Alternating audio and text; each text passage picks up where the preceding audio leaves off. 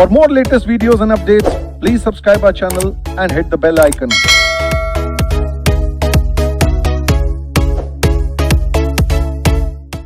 चलिए, हम लोगों ने कन्वर्जन ऑफ बिजनेस एंटिटी पढ़ना शुरू किया था और हमने बात की थी कि हमने एक बिजनेस बना लिया। बिजनेस तो हमने बना लिया, लेकिन बिजनेस बनाने के बाद हमें ख्याल आया कि अगर हम प्राइवेट की जगह पब्लिक कंपनी बन करके करते तो हमारे लिए क्या होता, ज्यादा अच्छा होता, हम ज्यादा फंड रेज कर सकते थे। या हम पब्लिक की जगह प्राइवेट बन करके करते तो शायद कंट्रोल हमारे पास होता, जल्दी जल्दी डिसीजन ले सकते थे। बहुत अच्छे विचार के साथ, उच्च विचार के साथ, नेक विचार के साथ सेक्शन 8 कंपनी बनाया। थोड़े दिन के बाद हमें लगने लगा कि यह समाज सेवा से गुजारा होने वाला नहीं है, तो क्यों ना अब जो है वो नॉर्मल बिजनेस किया जाए। लेकिन बिजनेस की ब्रांड बन चुकी है, एक इसका जो है वो अपने आप में जो है वो ब्रांडिंग हो चुका है, तो क्यों ना अब मैं इसे सेक्शन 8 से किसमें कन्वर्ट कर दूं, नॉर्मल कंपनी में। तो हमने देखा कि वो भी हम कर सकते हैं। तो हमारे पास ढेर सारे चीज कन्वर्जन को लेकर के है, जिसमें पब्लिक से प्राइवेट, प्राइवेट से पब्लिक, सेक्शन 8 से नॉन सेक्शन 8 कंपनी, एलएलपी से कंपनी, कंपनी से एलएलपी, फिर 1% से जो है पब्लिक प्राइवेट या पब्लिक प्राइवेट से 1%। तो इनमें से जो है वो हमने 3 कवर कर लिए ऑलरेडी। कौन कौन सा, प्राइवेट टू पब्लिक और पब्लिक टू प्राइवेट, और कौन सा, सेक्शन 8 टू अदर। और इसमें हमने देखा था कि कौन कौन सा चीज कॉमन है, वो कॉमन वाले चीज को हम जो है वो एक साथ रख देते हैं और अनकॉमन को लेकर के चलते हैं। यकीन मानिए, अगर आप चीजों को सिर्फ ध्यान से सुन लेते हैं, अनकॉमन वाले कुछ ध्यान नहीं भी रहेंगे तो भी कॉमन वाले इतने हो जाते हैं कि इनमें से कहीं से भी कोई क्वेश्चन पूछे तो आप बड़े आराम से इज्जत बचा सकते हैं, इज्जत बचा सकते। कमाल नहीं कर सकते। कमाल करने के लिए क्या करना पड़ेगा, अनकॉमन वाले आपको क्या करने पड़ेंगे, लिखने पड़ेंगे। यानी कि अगर 5 मार्क्स का है तो हम 2 से 3 तक का सफर तो कॉमन से भी तय कर लेंगे, 2 मार्क्स तो फॉर श्योर, और 3 भी हो सकता है। लेकिन जब तक हम जो है वो अनकॉमन नहीं लिखेंगे तब तक हमारा 3 और 4 मार्क्स कंफर्म नहीं होगा। और इस तरह के क्वेश्चन में नॉर्मली 5 कभी भी कंफर्म नहीं होता है, क्योंकि हमेशा इसमें कुछ ना कुछ ऐसे चीज होते हैं जो और भी क्या किया जा सकता है, लिखा जा सकता है, एक्सप्लेन किया जा सकता है। चलिए, तो हमने यहां तक का सफर यानी कि इन तीनों को कर लिया था। अब जरा हम हमला बोलते हैं किस पे, एलएलपी में बदलेंगे या एलएलपी को पहले कंपनी में बदले, कौन सा पहले था हमारा। चलिए, conversion of company to LLP. बढ़े आगे, यहां तक में कोई दिक्कत, दुख दर्द, कहिएगा। आज तो दुख दर्द बस एक ही है कि कब आप बोलेंगे आज की सारी सेवा समाप्त। आएगा आएगा, एक पल वो भी आएगा, लेकिन देर से आएगा। चलिए, तो अब फिलहाल हम बढ़ते हैं। कोई भी कंपनी, प्राइवेट कंपनी हो या कौन सी कंपनी हो, पब्लिक, लेकिन एक जो है रेस्ट्रिक्शन है, वो पब्लिक में कौन सा पब्लिक नहीं होना चाहिए, लिस्टेड नहीं होना चाहिए। लिस्टेड के केस में ऑल टुगेदर जो है वो मामला बदल जाता है। कभी भी एक लिस्टेड एंटिटी एलपीपी में एलएलपी में कन्वर्ट नहीं हो सकता है। तो यहां पे इन्होंने कहा एग्जिस्टिंग अनलिस्टेड पब्लिक कंपनी और कौन सी कंपनी, प्राइवेट कंपनी हो सकता है। और ये प्रोविजन जो है वो clause 58 schedule 3(4) of LLP act में क्या किया हुआ है, दिया हुआ है कि हम ऐसा कर सकते हैं। जरूरी नहीं ये आपको यहां से यहां तक वाले याद रहे, क्योंकि वो याद भी रहेगा तो भूलेंगे। बस इतना याद रखिए कि वो अनलिस्टेड पब्लिक हो सकता है, लेकिन वो लिस्टेड पब्लिक कंपनी नहीं हो सकता। पहला condition, all member director will become partner of newly converted LLP. Member director किसके पार्ट बनेंगे, क्या बनेंगे, पार्टनर बन जाएंगे मेंबर से, किसमें, एलएलपी में। अगर वो ऐसा करने को तैयार है तो वर्ड ऑल लिखा हुआ है या मेजॉरिटी लिखा हुआ है, ऑल, कोई एक्सेप्शन नहीं है। अगर सब तैयार है क्या बनने के लिए, सारे मेंबर और डायरेक्टर क्या बनने को तैयार हैं, पार्टनर। ये नहीं कह रहा हूं कि सारे डेजिग्नेटेड पार्टनर बनेंगे, but they are agree at least to become what, partner. All statutory compliances fulfil, income tax ROC का जो है वो तो हमें करना ही रहेगा। Creditor must agree for conversion, यहां इनका बहुत ज्यादा जो है वो रहता है। जितने भी आपके क्या हैं, क्रेडिटर हैं, वो तैयार रहने चाहिए, वो उनके तरफ से कहीं कोई ऑब्जेक्शन नहीं आना चाहिए। No prosecution on pending cases against companies proposing convert. कह रहे हैं कि जो कंपनी चाहे वो पब्लिक हो या प्राइवेट हो, और अगर पब्लिक हो तो कैसी पब्लिक हो, अनलिस्टेड, उनके ऊपर कोई भी केसेस पेंडिंग ना हो। प्रोसिक्यूशन का मतलब कोई केस ना चल रहा हो।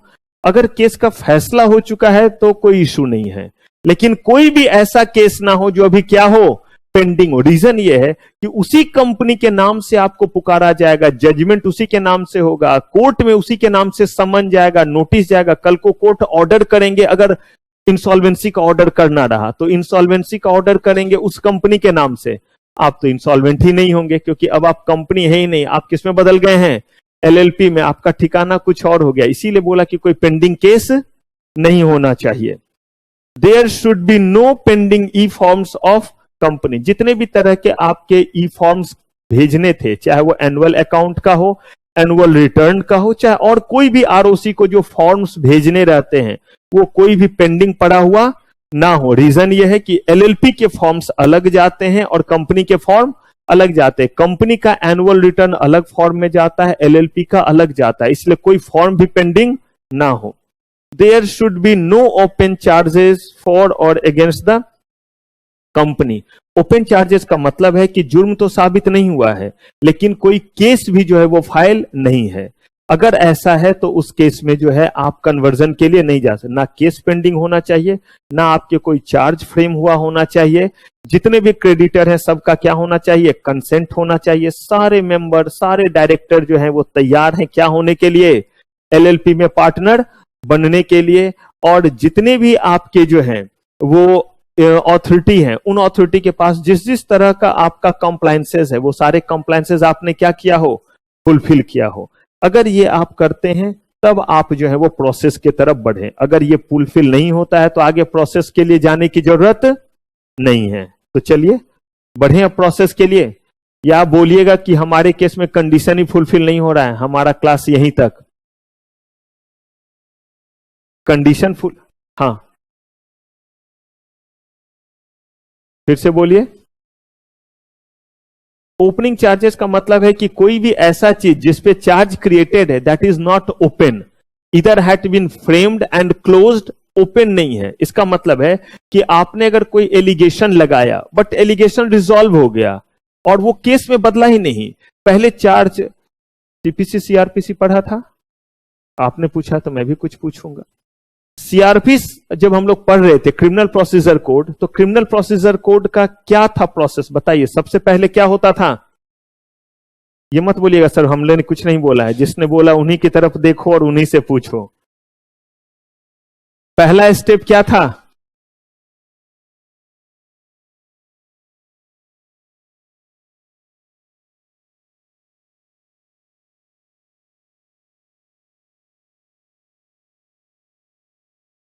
अमेंडमेंट तो हर दिन किसी न किसी चीज में आते रहेंगे।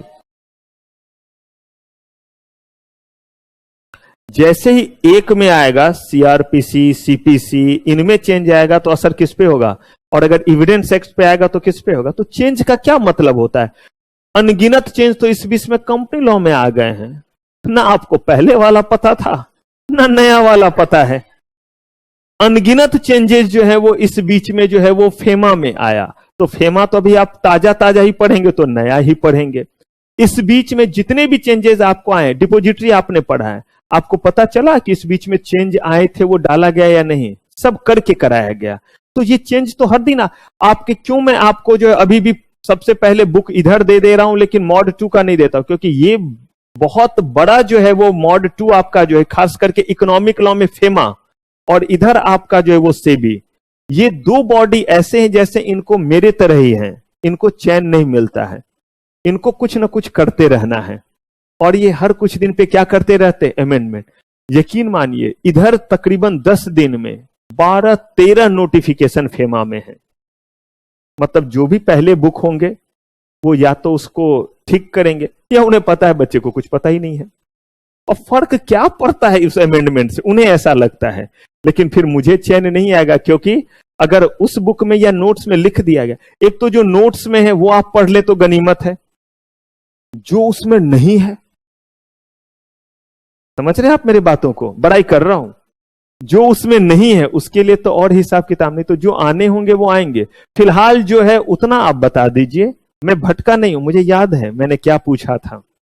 आप देखिएगा मैं कितना भी बोलूंगा आऊंगा अपने मुद्दे पे ही। तो क्या प्रोसेस था, पहले क्या करते थे, 3 स्टेज जो होते थे वो बताइए कौन सा। पहला क्या था, दूसरा, तीसरा, ट्रायल, ये 3 स्टेज हुआ करता था और अभी भी वही है। तो जब हम बात करते हैं कहीं भी सबसे पहले इन्वेस्टिगेशन की, तो इन्वेस्टिगेशन जो है वो हमेशा पुलिस करती है। इंक्वायरी और ट्रायल जो है वो कोर्ट या मजिस्ट्रेट, एक ही बात हो गया, वो करते हैं।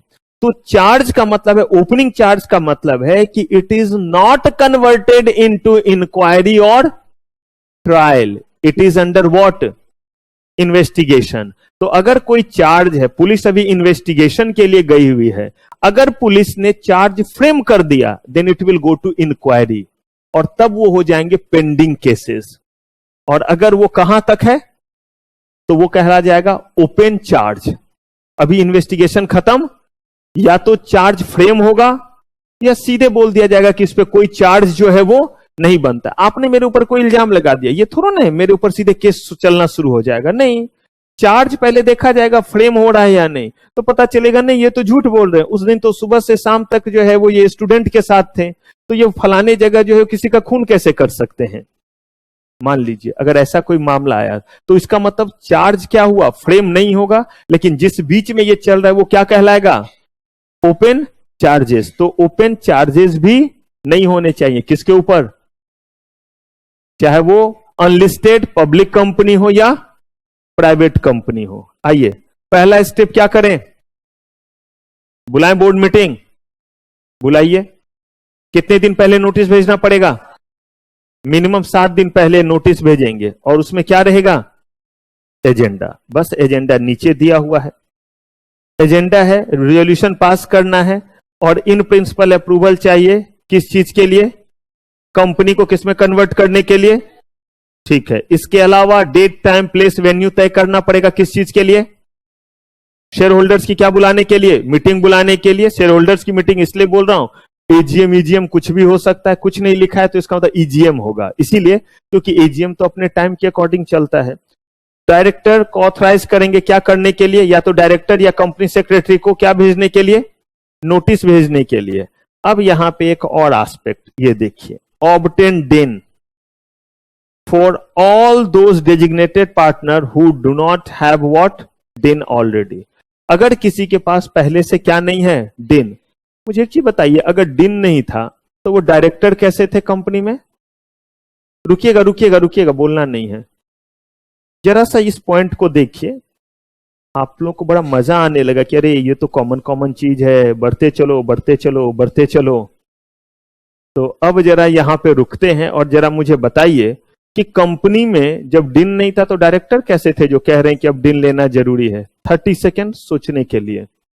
3 लोगों के हाथ मुझे दिख गए हैं, और कोई इधर, एक दो इधर भी, क्या बात है, गुप्ता जी भी हैं,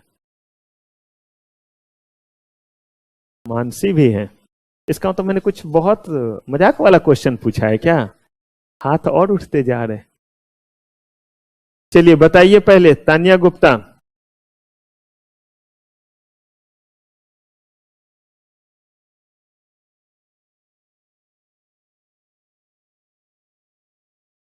पहले पहले कृपया करके ये ध्यान रखिएगा कि हम जो हैं वो कंपनी को किस में बदल रहे हैं, ये सबसे पहला बात ध्यान रखिएगा। शादी लड़के के घर में है, मतलब ध्यान रखना पड़ता है, लड़के लड़की दोनों के घर में रस्म चल रहा होगा। हम किसके घर में हैं अभी, जो कहिए, प्राइवेट कंपनी है। हाँ जी मानसी, जोर से, कहाँ चल जाता है।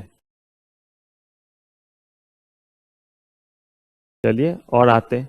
हाँ जी दिशा बताइए आप, आपको ये लोग दिशा बोलते हैं, दिशा मैम बोलते हैं। इसी बहाने आप लोग थोड़ा सा अपना भड़ास निकाल लेते होंगे, है ना? 2-3 बार जो है इनका नाम बोल के।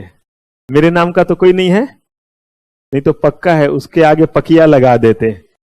पंकज भी नहीं बोलते, उसको पकिया उकिया बुलाना शुरू करते हैं ना।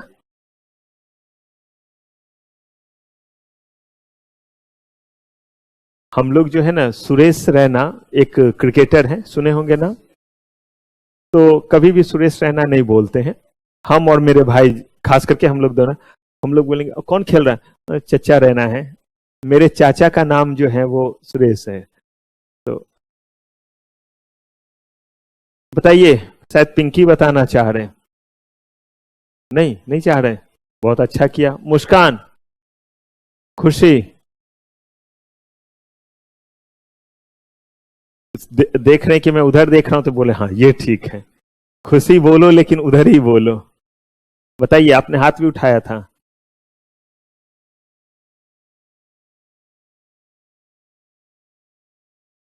तो यहां वाला चीज गलत लिखा है, या तो मैंने नहीं लिखा, मैं तुच्छ प्राणी, मैंने कोई एक्ट नहीं बनाया है। जो मैंने किया है वो कहां है, जो लॉ में दिया है उसको समझा रहा हूं। विराट कुछ बता रहे थे, शायद हाथ उठाए थे। हाँ बता सकते, बताइए।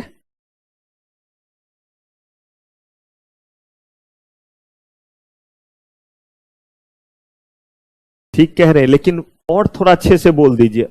बन सकता है या बनना पड़ेगा, लेकिन डेजिग्नेटेड पार्टनर बनना जरूरी। ऑल मेंबर, यही था आप लोगों का या कुछ और? बिल्कुल लिखा हुआ है ऑल मेंबर्स एंड व्हाट, ये देखिए डायरेक्टर्स। कहीं खोएंगे नहीं, बार बार मैं रिक्वेस्ट कर रहा हूं, एकदम बने रहिए। सब कुछ यहीं से है, कहीं अलग नहीं गया है। All member directors will become the partner of what, यही लिखा हुआ है ना। और किस शास्त्र में या किस कानून में लिखा हुआ है? कानून से चलिए शास्त्र तक में चले जाते हैं कि member must have been to become member in a company, कहीं लिखा है? तो उनको आपको पार्टनर भी तो बनाना है। तो हो सकता है उस मेंबर में से कोई क्या बनने जा रहे हो, पार्टनर की जगह क्या बनने जा रहे हो?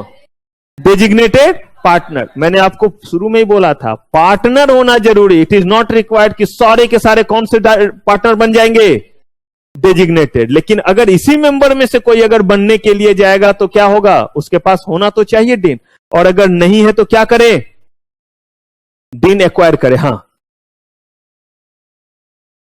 एक ही बात क्या बोला था, याद कीजिए। जब आप चलिए आइए, तब अब बात निकाला है तो फिर पहुंचेंगे उस चैप्टर में। एलएलपी पढ़ाया था और एलएलपी में मैंने क्या बोला था?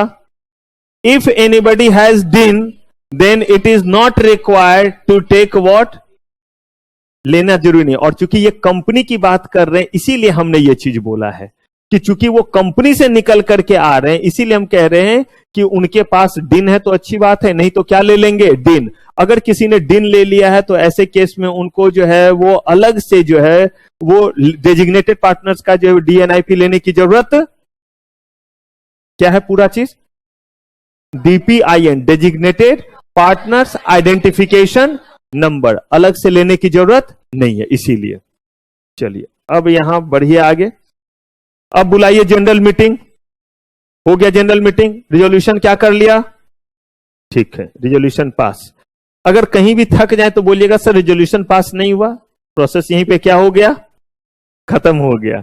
आप ऐसे ही थक जाइएगा। मार्क्स देने वाले भी जो है वो ऐसे कर रहे होंगे, ऐसे कर रहे होंगे, ऐसे कर रहे होंगे कि इसको जो है वो 3 करना है, वो भी थक जाएंगे, यहीं पे ऐसे कर देंगे। तो इसीलिए जो है वो थकने की जरूरत नहीं है।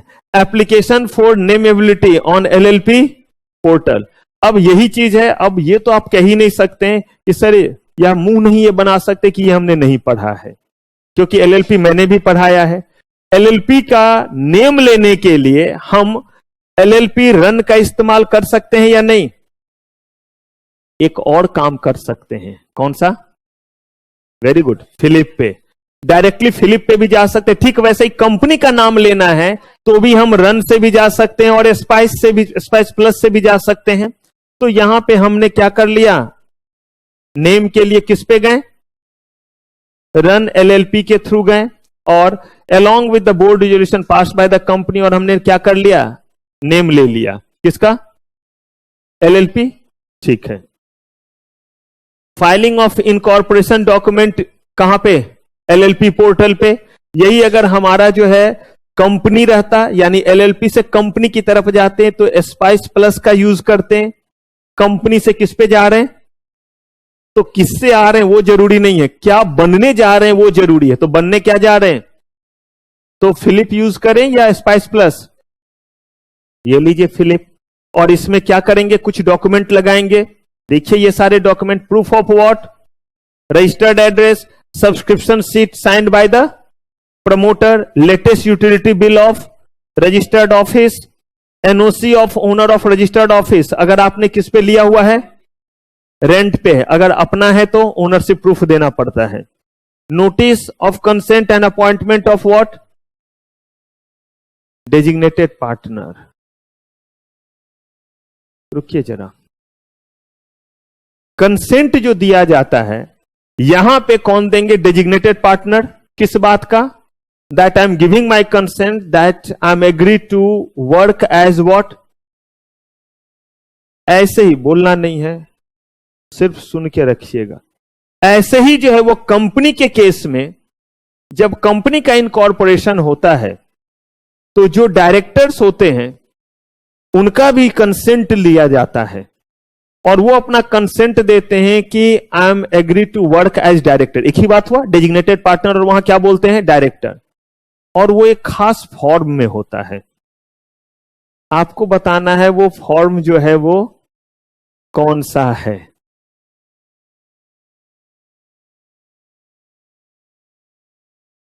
वो फॉर्म कौन सा है? तमन्ना, खुशी, आईएनसी 3, बताइए सचिन। 3 गुना 3, थोड़ा सा ऐसे ही मिस हुआ। 3 3 जा 9।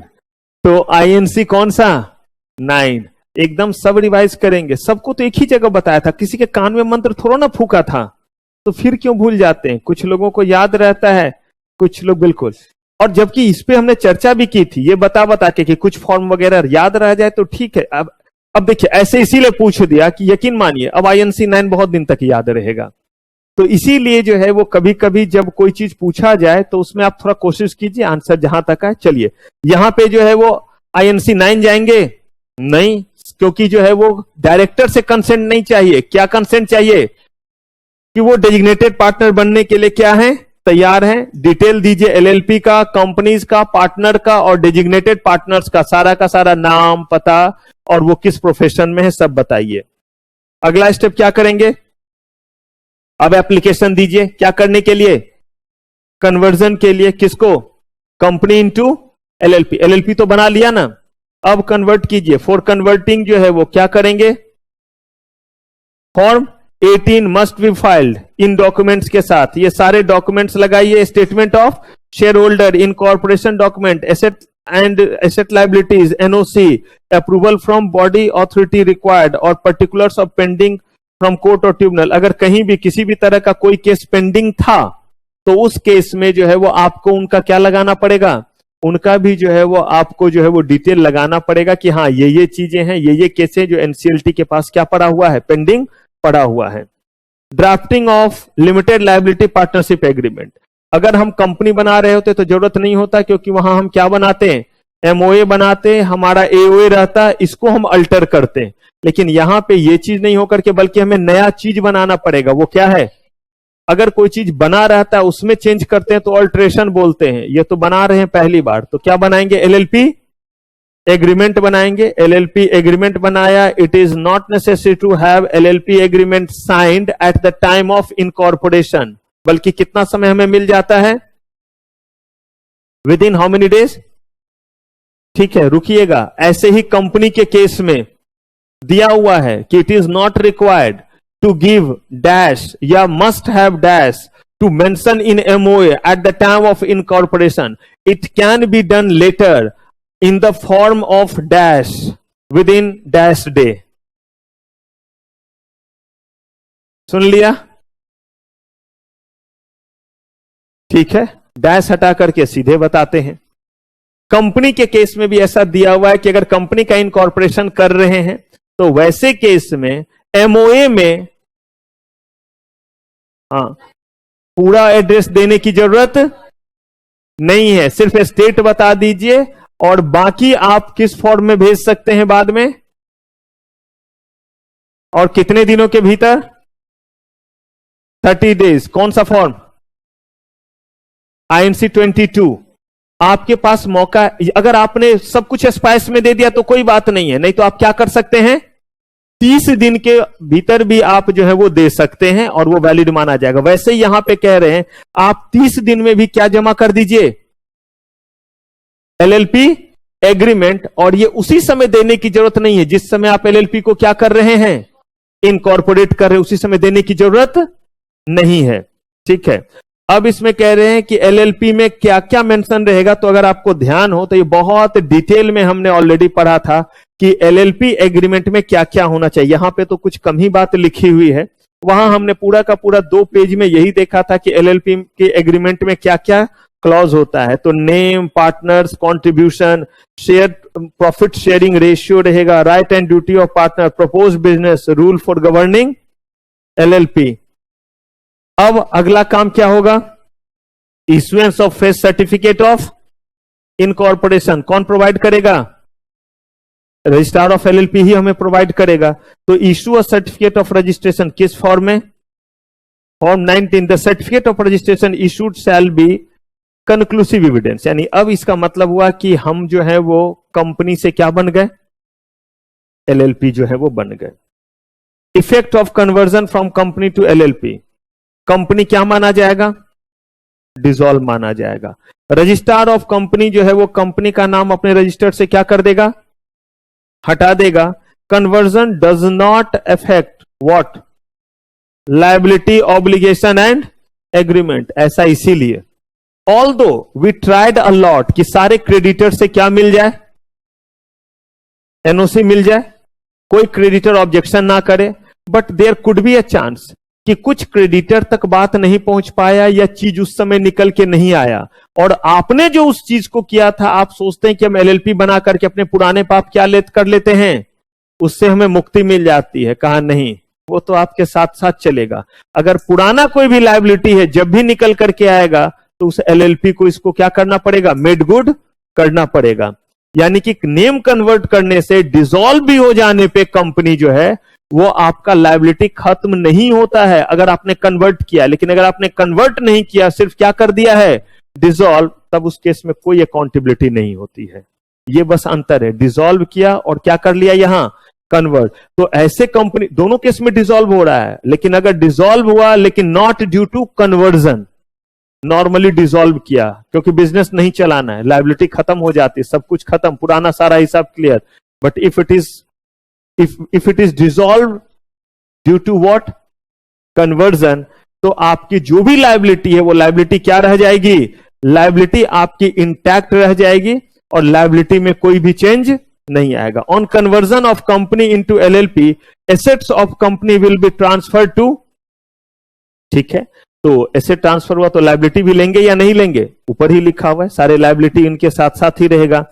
यहां पे कह रहे हैं कि आपके एसेट जब ट्रांसफर होंगे तो क्या यहां पे स्टांप ड्यूटी लगेगा, कहा कि हमेशा जब भी एसेट किसी से किसी के पास ट्रांसफर होता है तो always there is a stamp duty, but ये ड्यू टू कन्वर्जन है इसीलिए इस पे कोई स्टांप ड्यूटी नहीं लगेगी। और यही सब वजह है कि अगर आप कहेंगे कि सर क्यों नहीं डिसॉल्व करके नया इनकॉर्पोरेट कर लेते हैं, तो पहला चीज हो गया ब्रांड का फायदा। देखिए अब सिचुएशन के बेसिस पे अगर हमारा ब्रांड बना हुआ है लेकिन चलाना LLP के फॉर्म में है तो उसको हम कन्वर्ट करेंगे। अगर हमें जो है वो दिख रहा है कि इतने एसेट्स हैं, अगर ये एसेट्स कल के डेट में नया एंटिटी बना करके करेंगे तो फिर हमें क्या लगेगा, स्टाम्प ड्यूटी लगेगा। बट कन्वर्ट करेंगे तो उस समय स्टाम्प ड्यूटी नहीं लगेगा। बस इतना ही समझ लीजिए कि घर का चीज घर में रह जाए, यही कह रहे। जैसे पापा का चीज मेरे पास आएगा कोई स्टाम्प ड्यूटी नहीं लगेगा, लेकिन अगर आपका कोई प्रॉपर्टी मेरे पास ट्रांसफर होगा, मेरे पास तो है ही नहीं तो क्यों होगा, तो आपका अगर मेरे पास क्या होगा, ट्रांसफर होगा, तो उस केस में जो है वो स्टाम्प ड्यूटी लगेगा या नहीं, स्टाम्प ड्यूटी लगेगा। After conversion into LLP there is no requirement for holding what, जो कंपनीज एक्ट के अकॉर्डिंग मिनिमम मीटिंग वगैरह थे वो प्रोविजन लगेगा? क्यों लगेगा? अब हम एलएलपी एक्ट में आ गए हैं तो हमारे ऊपर कंपनीज एक्ट के प्रोविजन एप्लीकेबल नहीं होंगे। लेकिन जो पुराने पाप थे हमारे, जो पुराने लायबिलिटी थे, अगर उसको लेकर के कोई चीज आया तो हम ये डिफेंस नहीं ले सकते हैं कि उस समय अगर लिखा रहेगा कि if company has taken this then company need to pay this, बोलेंगे हम कंपनी है ही नहीं तो why I will pay this and pay that. बोला उसके लिए आपकी लायबिलिटी इंटैक्ट रहेगी और कंपनी एक्ट के सारे प्रोविजन क्या रहेंगे? आपके ऊपर एप्लीकेबल रहेंगे। अब किसको किस में बदलते हैं? एलएलपी को बदलते हैं किसमें? कंपनी में। तो कह रहे हैं कि there were no provision under what? Companies act में कोई प्रोविजन नहीं है regarding what? Conversion of LLP into किसमें? कंपनी में। इसका मतलब ऐसा होगा या नहीं? अच्छा होगा, पढ़ना नहीं पड़ेगा। लेकिन आपकी भगवान ने नहीं सुनी। उन्होंने बोला कि कंपनीज एक्ट में प्रोविजन नहीं है, लेकिन ministry of corporate affairs has pass notification, और ये नोटिफिकेशन आया है 2016 में, और इसमें इन्होंने कहा conversion of LLP is allowed, यानी कि conversion of LLP into what? Company is allowed. और उसके बाद इन्होंने क्या कर दिया? Companies authorise to register amendment rule 2016 introduce किया, और वहां पे प्रोविजन दिया हुआ है कि हम कंपनी को किसमें बदल, जिसमें दिया हुआ है कि हम एलएलपी को किसमें बदल सकते हैं? कंपनी में बदल सकते हैं। लेकिन इसके लिए कहा all the partner should have approve the conversion of LLP. वहां पे था ऑल मेंबर एंड डायरेक्टर, यहां पे जो है वो ऑल पार्टनर अप्रूव करेगा। The LLP should have complied with all the requirement and return. Common सी बात है, वहां पे भी था, वहां कंपनी लिखा हुआ था कि कंपनी सारा कुछ कंप्लाई करेगी, यहां पे एलएलपी सारा कुछ करेगी। Publication related to such conversion of LLP into what? Private company in at least 2 newspaper. एक आपका जो है वो वर्नाकुलर, और एक कौन सा? जहां पे जो है रजिस्टर्ड ऑफिस आपका लोकेटेड है। LLP must have at least how many partner?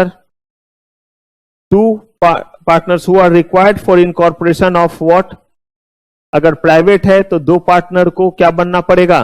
कम से कम यहां पे मेंबर और डायरेक्टर बनना पड़ेगा। और अगर if they are planning to become what?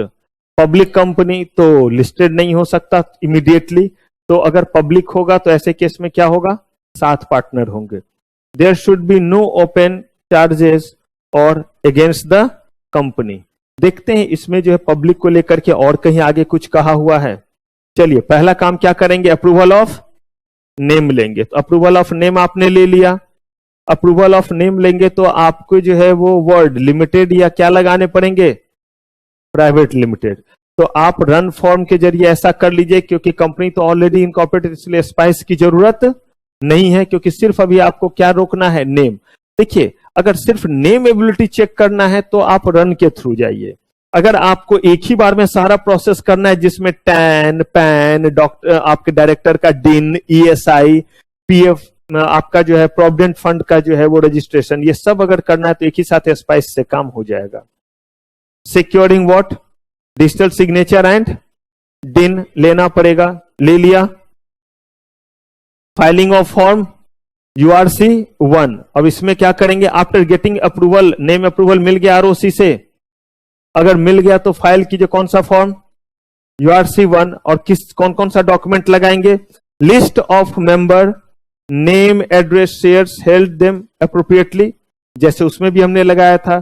तो यहां पे भी आप list of member, list of first director, जो डायरेक्टर होंगे उस कंपनी में, उनका जो है वो DIN, passport number, PAN number, detail दीजिए। As first director that he is not banned to be director under section 164 and all the necessary document file with registrar. यानी कि जो भी क्वालिफिकेशन ऑफ डायरेक्टर है, यानी कि डिसक्वालिफिकेशन ऑफ डायरेक्टर का कोई भी क्लॉज अगर इनके ऊपर लागू होगा तो वो डायरेक्टर बनने के लिए एलिजिबल नहीं होंगे। यानी कि डायरेक्टर के डिसक्वालिफिकेशन का कोई भी क्लॉज उनके ऊपर एप्लीकेबल नहीं होने चाहिए। That means that person should not be disqualified to become director under companies act. क्योंकि अभी तो आप एलएलपी है, लेकिन क्या बनने जा रहे हैं? तो डायरेक्टर के लिए जो एलिजिबिलिटी है वो एलिजिबिलिटी आपकी होनी चाहिए, अनसाउंड माइंड वगैरह का बंदा नहीं होना चाहिए। A list including the name and address of partners of LLP and copy of LLP agreement and certificate of registration duly verified and signed by whom? तो जो आपके डेजिग्नेटेड पार्टनर हैं वो एग्रीमेंट को प्रॉपरली क्या करेंगे? साइंड और verified करेंगे, क्योंकि यही एलएलपी किसमें बदलने वाली है? कंपनी में बदलने वाली है। Nominal share capital, number of shares कौन किनको दे रहे हैं, और जो नेम का आप एडिशन कर रहे हैं, प्राइवेट और पब्लिक, ये documents. Written consent, no objection from all creditor, ये सब कॉमन जा रहा है। जैसे उधर लेते थे हम किससे? क्रेडिटर से, यहां भी लेंगे, क्योंकि एलएलपी बने तो भी तो क्रेडिटर होगा आपके पास। Copy of newspaper advertisement, statement of account, not be 6 days preceding the date of application। इसका मतलब क्या है? किस चीज के बारे में कह रहे हैं? Not be 6 days preceding advertisement. जब हमने जो है वो न्यूज़पेपर में एडवर्टीजमेंट दिया तो वो तो जो दिया वो तो रहेगा ही रहेगा, लेकिन साथ में कह रहे स्टेटमेंट ऑफ क्या दे रहे हैं? एकदम ताजा होना चाहिए। कितने दिन तक का चल सकता है? ज्यादा से ज्यादा 6 दिन पुराना हो सकता है। यानी उसमें जो इंफॉर्मेशन होगा that should be updated not more than 6 days। यानी अपडेट उसमें जो है वो ज्यादा से ज्यादा कितने दिन का नहीं होगा तो चलेगा? 6 दिन का। उससे ज्यादा का जो है वो अपडेट अगर नहीं होगा तो वो एक्सेप्टेबल नहीं होगा। N undertaking that propose director shall comply with requirement of what? Indian stamp act. रुकिए जरा, इस गोला को जो है वो समझिए, और इस गोला में क्या आएगा ये बताइए, क्या कहना चाह रहा है? ये कहां से आ गया? स्टाम्प कहां से आ गया? स्टाम्प एक्ट कहां से पढ़ने लगे हम? जिनको आता है वो हंस रहे हैं, कितने बुद्धू टीचर हैं, क्या पूछ रहे हैं, ये समझ रहे हैं हमें नहीं आ रहा है।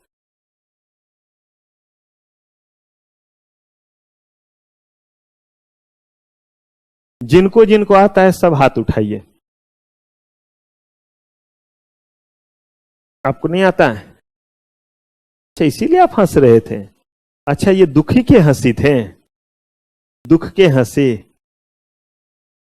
वो वाला बात हो गया ना। तुम इतना जो मुस्कुरा रहे हो, क्या गम है जिसको छुपा रहे हो।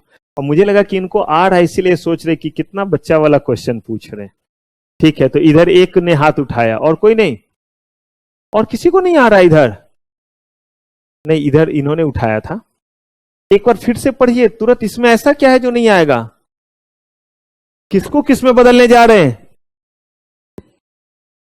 एलएलपी को कंपनी में बदलने जा रहे हैं। अब इतना बोलने के बाद भी ये पल्ले नहीं पड़ रहा है।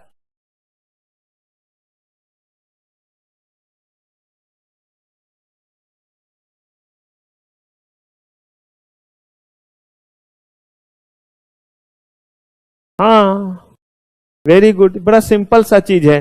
कंपनी बनाइएगा, ऑथराइज कैपिटल होंगे, तो वैसे केस में भी आप एलएलपी थे, अब कंपनी के फॉर्म में आएंगे, ऑथराइज कैपिटल रखेंगे या नहीं?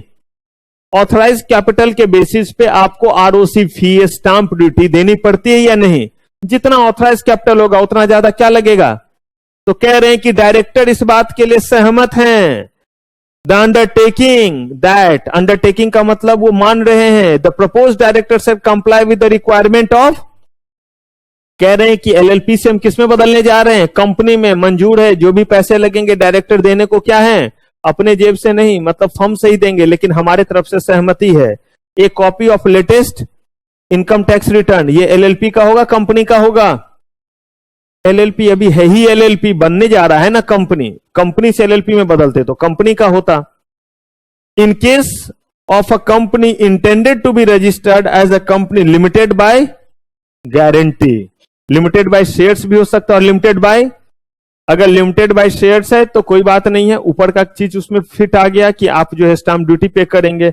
लेकिन अगर limited by guarantee, A copy of resolution declaring the amount of guarantee, guarantee का मतलब ही होता है कितने अमाउंट आप गारंटी कर रहे हैं, तो वो आपको रिजोल्यूशन देना पड़ेगा बोर्ड ऑफ डायरेक्टर्स है कि उन्होंने जो है वो कंक्लूड किया है कि दे आर रेडी टू पे 5,000, 10,000, 1 लाख एज गारंटी।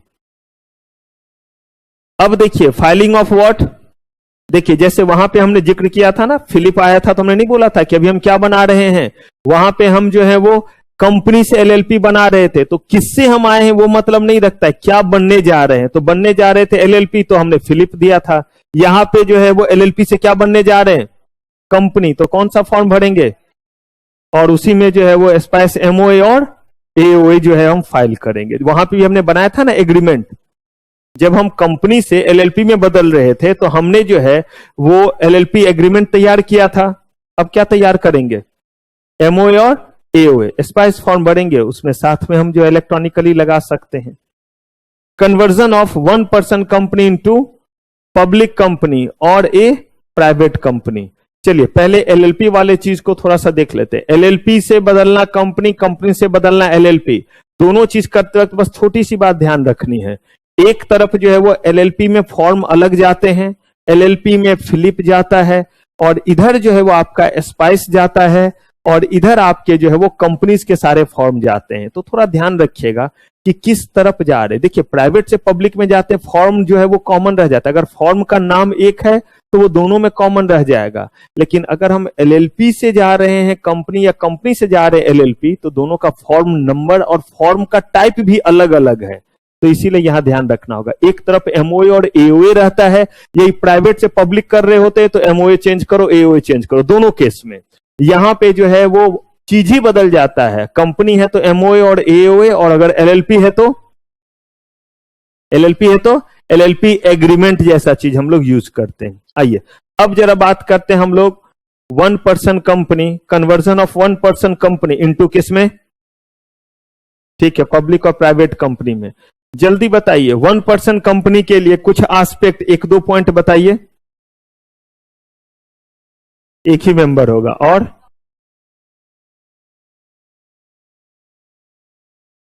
ठीक है,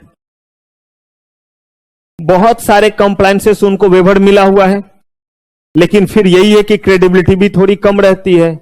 एक बंदा मरा तो वैसे केस में जो है वो कौन, माइनर ही, जो उनका सॉरी जो नॉमिनी है वही हुआ। अच्छा नॉमिनी क्या माइनर हो सकता है इस केस में, हाँ बोलिए बोलिए क्या बोले, वो पार्टनरशिप में है प्रॉफिट वाली बात को लेकर के। 1% कंपनी में कभी भी नॉमिनी जो है वो माइनर, क्योंकि उसको इमीडिएटली चार्ज संभालना पड़ता है, उसके ऊपर लायबिलिटी आ सकती है। चलिए तो पहले कन्वर्ट करें 1% को किस में, चलिए प्राइवेट और पब्लिक में। जिक्र कहां किया हुआ है, जब भी कंपनी के कन्वर्जन का मामला आएगा कहां पे जाएंगे, सेक्शन 18 में जाएंगे, ठीक है। अब यहां देखिए 1% company can not be incorporated और कन्वर्टेड इनटू व्हाट, इसका मतलब हम पब्लिक प्राइवेट बना सकते हैं अदर देन कौन सा, सेक्शन 8 कंपनी। 1% कंपनी को ना हम सेक्शन 8 बना सकते हैं और ना ही उसमें क्या कर सकते हैं, कन्वर्ट कर सकते हैं।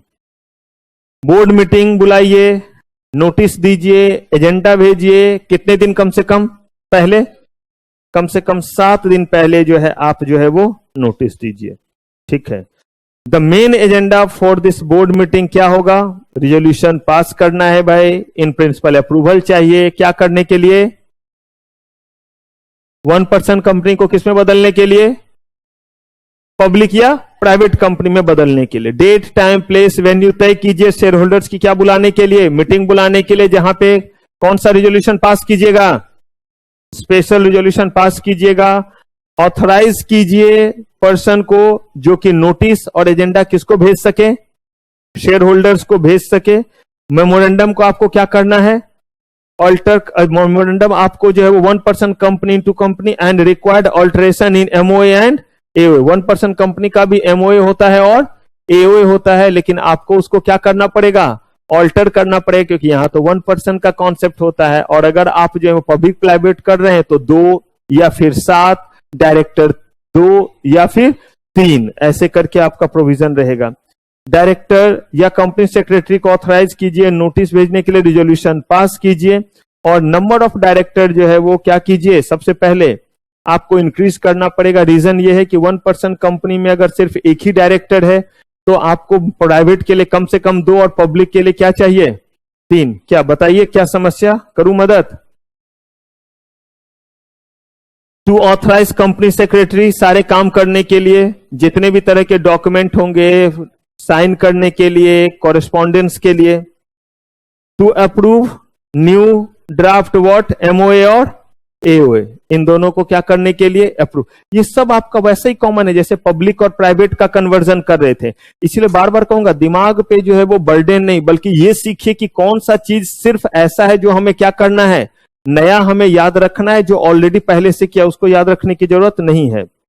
Issue of notice of general meeting, कम से कम कितने दिन का गैप, 21 डेज का क्लियर नोटिस होना चाहिए।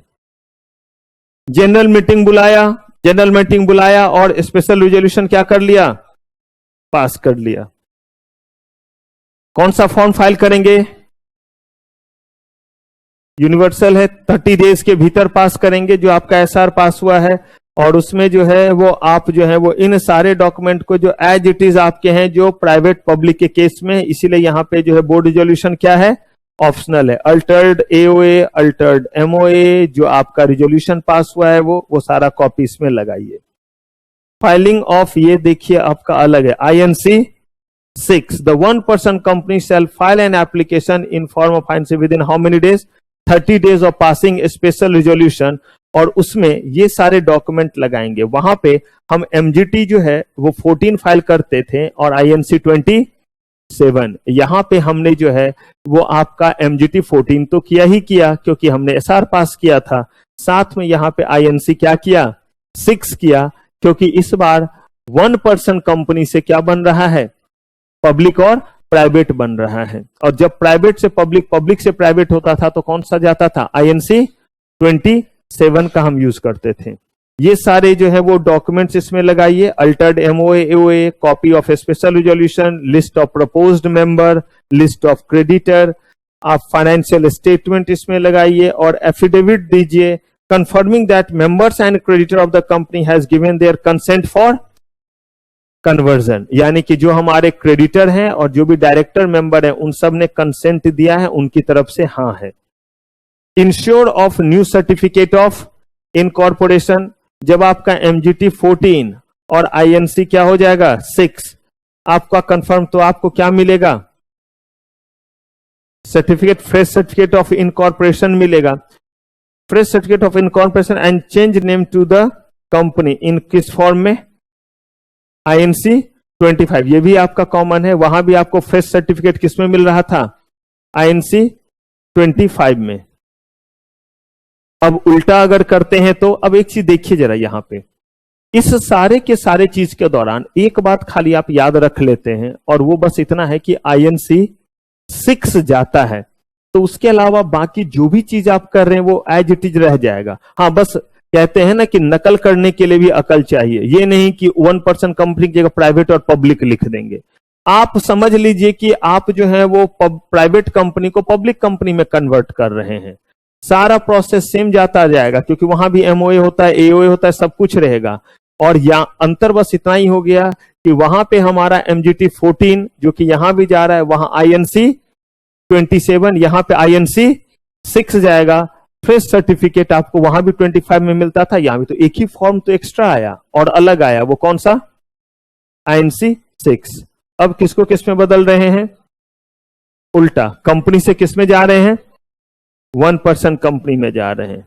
तो देखिए इसमें कह रहे हैं कि minor shall not become a member और नॉमिनी ऑफ 1% कंपनी। पहले से भी हमें पता है कि कोई भी माइनर जो है वो क्या नहीं बन सकता है, 1% कंपनी की खासियत है 1% होगा और वो अपना किसको अपॉइंट करता है, किसी को नॉमिनी अपॉइंट करता है। ये नॉमिनी कभी भी माइनर नहीं हो सकता क्योंकि अगर जो है 1% कंपनी के जो डायरेक्टर है उनकी डेथ हो गई तो इमीडिएटली जो है वो सारा का सारा चीज कौन संभालते हैं, नॉमिनी। तो ऐसे केस में वो कभी भी माइनर नहीं हो सकता है। अगर आपके दिमाग में कहीं ऐसा क्वेश्चन आए तो बहुत मजा आएगा और कोई बोलिएगा नहीं कि अगर मान लीजिए कि ऐसा हो, ध्यान से सब लोग सुनिएगा, सुन रहे हैं ध्यान से, सुन रहे हैं सब लोग ध्यान से।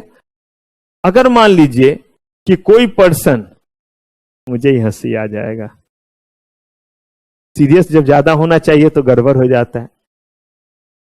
अब एक्टिंग गड़बड़ हो गया, अब पकड़े जाएंगे। मान लीजिए कि जब जो है वो कंपनी बन रही थी, 1% कंपनी, तो उस समय कोई पर्सन जो है वो अपना जो है वो नॉमिनी बनाया, और वो नॉमिनी उनका जो है वो मेजर था। बना सकते हैं मेजर को, लेकिन हो सकता है कि 4 साल बाद अगर वो पर्सन माइनर हो गया तो। खूब लोग हाँ में हाँ मिला देते हैं। वो तो मैं थोड़ा सा नहीं बोला कि थोड़ा हंसी मुझे ही पहले आ गया था इसीलिए। क्या ऐसा नहीं हो सकता? हाँ जी मानसी, क्यों नहीं होगा? माइनर मेजर बन सकता है। वाह, माइनर मेजर बन सकता है 4 साल के बाद, और मेजर माइनर नहीं बन सकता। सही कह रहे हैं आप। You are so intelligent, mamma will be so proud of you. तो ये बिल्कुल सही है कि जिस समय वो बना था उस समय मेजर और बाद में कभी माइनर नहीं हो सकता। तो ये क्वेश्चन फ्रेम भी है उटपटांग। मैं बस इसीलिए देख रहा था कि जगह हैं, अगर मैं नहीं हंसता तो मैं आपको साबित करके दिखा देता, 4-5 आंसर मैं आपको दिखला देता जो अजीबो गरीब होता, लेकिन बशर्ते आप लोग भी साथ में नहीं हंसते तो, क्योंकि बहुत लोग तो लगातार क्लास चल रहा है ना, दिमाग थोड़ा सा शांत हो गया। एक तो ऐसे ही इतना कीमती दिमाग, इतना बचा बचा के इसको रखा है इतने दिनों से एफडी करके, कि इतना ज्यादा हो गया है, अनयूज्ड सा है, और इस समय लगातार चल रहा है, तो कभी कभी हो सकता है। एनीवे, चलिए। Shareholder should not be holding any 1% company or should not be member of any another. क्या कोई पर्सन एक से ज्यादा 1% कंपनी रख सकता है? ये सब हमने 1% कंपनी में बहुत डिटेल में पढ़ा था। The share holder of new 1% company should be resident person of India. ये भी 1% कंपनी का ही क्या है? प्रॉपर्टीज है। The share holder of new 1% company should have what? Indian nationality, Bharat का ही होना चाहिए, और साथ में रेसिडेंट भी होना चाहिए। तो इंडियन नेशनैलिटी का होना और रेसिडेंट दो अलग अलग बात है। अगर कोई इंडियन नेशनैलिटी का, इसका मतलब जरूरी नहीं है कि वो पर्सन रेसिडेंट इन इंडिया भी होगा, वो पर्सन रेसिडेंट आउटसाइड इंडिया भी हो सकता है। और ढेर सारे ऐसे सिचुएशन केस पढ़ाऊंगा जिसमें हम लोग तय करेंगे कि पर्सन जो है वो रेसिडेंट इन इंडिया हुआ या इंडिया से बाहर हुआ। उसमें एयर होस्टेस से लेकर के केबिन क्रू वाले ढेर सारे एग्जाम्पल लेने पड़ते हैं कि एयर होस्टेस जो लगातार हवा में ही है, ना इंडिया में है ना इंडिया के बाहर है, उनका स्टेटस क्या होगा। एक तो वैसे ही एयर होस्टेस जो है वो हवा में होते हैं, नहीं होते हैं हवा में, मतलब मिजाज से कि आखिर वो क्या है? एयर हॉस्टेस है, इसीलिए। और वाकई में भी वो हवा में होते हैं। नहीं हुआ, 2 हवा एक साथ हो गया। करेंगे बात जब उस जगह पे जो है वो पहुंचेंगे कि जो है वो क्या बेसिकली जो है वो इसका क्या रहा, सेंस रहा कि कैसे जो है हम डे का कैलकुलेशन करेंगे। इंडिया में नहीं है, किसी दूसरे कंट्री में भी नहीं है, 12-12 घंटे तक, 24-24 घंटे तक कहां पे हैं? हवा में उड़ रहे हैं। क्या माने? इंडिया का उस दिन का माने या बाहर का माने? करेंगे बात। इंडियन टीम टूर पे गई हुई इंडिया से बाहर, कितने कितने दिन टूर पे रह के आती है, उस केस में क्या करे? उन डेज को कैसे काउंट करे? एन नंबर ऑफ चीज आएंगे। जब कहां पहुंचेंगे? खेमा में पहुंचेंगे। उससे पहले आप जितने जगह से जो जो पढ़ना है, PRI PROI बहुत जगह से आप पढ़िएगा, पढ़ लीजिए। फिर उस समय आपके ज्ञान को चेक करेंगे कि कितना ज्ञान आप बटोर करके आए हैं पर्सन रेसिडेंट इन इंडिया के बारे में और पर्सन रेसिडेंट आउटसाइड इंडिया के बारे में। अभी आप सारे जगह से बटोरिए, टैक्स हो, कंपनी लॉ हो, सब जगह से। और वहां पे जब आएंगे तो आपको एक केस और सिचुएशन देंगे और बोलेंगे जरा मुझे बता दीजिए 1 घंटे के अंदर एक पर्सन को मैं उसी दिन PRI बना दूंगा और अगले घंटे में उसको PROI बना दूंगा। ये नहीं कि मेरे पास कोई जादू का छड़ी है, लॉ में ऐसा प्रोविजन है कि किस केस में वो कैसे हो सकता है। करेंगे बात। फिलहाल 1% कंपनी में जो पर्सन होगा उसकी नेशनैलिटी क्या होनी चाहिए? और नेशनैलिटी इंडियन और साथ ही साथ रेसिडेंट क्या होना चाहिए? इंडिया। आइए अब प्रोसेस में आए। ये सब उसके कुछ बात थे जो हमने डिस्कस किया। अब इसमें देखिएगा लगभग सब कुछ क्या चलता रहेगा? सेम चलता रहेगा, लेकिन फिर भी हम लोग जिक्र करेंगे। सेम है तो भी जिक्र करेंगे, भले सेम सेम ही करना पड़े फिर भी करेंगे। तो एक है पहला स्टेप, हम क्या करेंगे? नोटिस भेजेंगे कम से कम कितने दिन पहले, किस मीटिंग के लिए? चलिए, तो फर्स्ट स्टेप क्या है? बोर्ड मीटिंग बुलाएंगे। बोर्ड मीटिंग के लिए नोटिस भेजेंगे कम से कम कितने दिन पहले? ठीक है, साथ में क्या रहेगा? एजेंडा। एजेंडा का मैटर क्या रहेगा? किस किस चीज के लिए? बोर्ड रिजोल्यूशन पास करेंगे, क्या करने के लिए? इन प्रिंसिपल अप्रूवल चाहिए, किस चीज को किस में कन्वर्ट करना है? 1% कंपनी को, हाँ जी, कंपनी को किस में कन्वर्ट करना है? 1% कंपनी में। डेट टाइम प्लेस जो है वो तय कीजिए, किस चीज के लिए? जो शेयर होल्डर्स की क्या बुलाएंगे? मीटिंग, उस पर भी आपको डिस्कस करना रहेगा, किसमें? बोर्ड मीटिंग में। साथ ही साथ इसमें कहा गया कि ये आपका स्पेशल रिजोल्यूशन पास करना रहेगा और क्या करना रहेगा?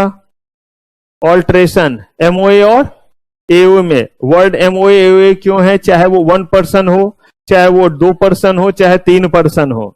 1% प्राइवेट कंपनी और पब्लिक कंपनी, कुछ भी हो, कहा गया कि सब में जो है वो एमओए और एओए का ही इस्तेमाल होता है। एलएलपी रहता तो हम कुछ और कहते, तो उसमें ऑल्ट्रेशन करना पड़ेगा।